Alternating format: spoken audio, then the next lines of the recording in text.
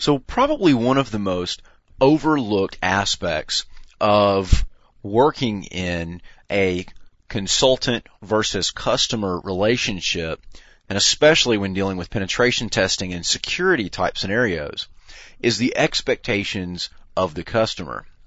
It's absolutely critical that we clearly define everything that we plan to do and make sure that we're really all on the same page. So basically, we want to make sure that we clearly define the goals and expectations through interviewing with the customer and establishing that level of communication so that we have a good understanding of what they're really looking for. We don't want to surprise the customer with things they didn't anticipate, and we definitely don't want to embarrass them by showing them lots of vulnerabilities or going above this person's head. We want to make sure that we clearly communicate how we're going to do everything, up to and including the conclusion presentation and all levels of communication. Probably one of the biggest mistakes that you can make as a consultant when doing penetration testing and ethical hacking is publishing the results or communicating the results with an external third party, especially when not authorized to do so. So it's very important that we closely guard the results and all information related to the relationship confidential. We also want to clearly establish ownership of the resultant data for that particular consult. In other words, if we go in and we find vulnerabilities with a certain product on that customer's network, any communication of those vulnerabilities usually will have to go through that company. There was a situation a while back where a coworker and I found a vulnerability that was previously undiscovered by the vendor of that software package.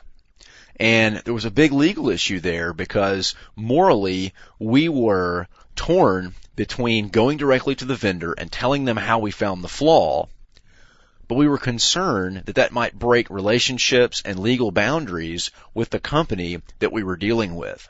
So make sure that you clearly communicate your intentions early in the game about scenarios like that. Just about every customer you're going to deal with is going to expect and even require full disclosure on everything. And what we really mean by full disclosure is you need to go in there and be completely open, disclose everything that you find, even the smallest vulnerability, all the way up to potential fixes and things they can do to better their network.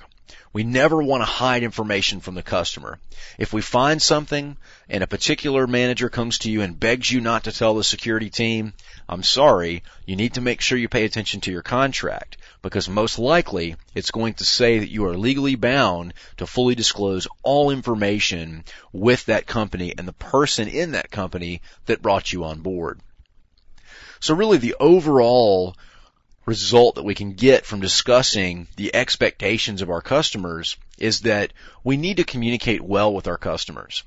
We need to make sure that we properly interview interested parties and people that are important in the security chain.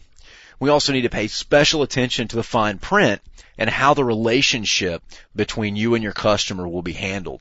Make sure we know what the data is going to provide for the customer, as well as who is going to be responsible for maintaining that data and owning that data.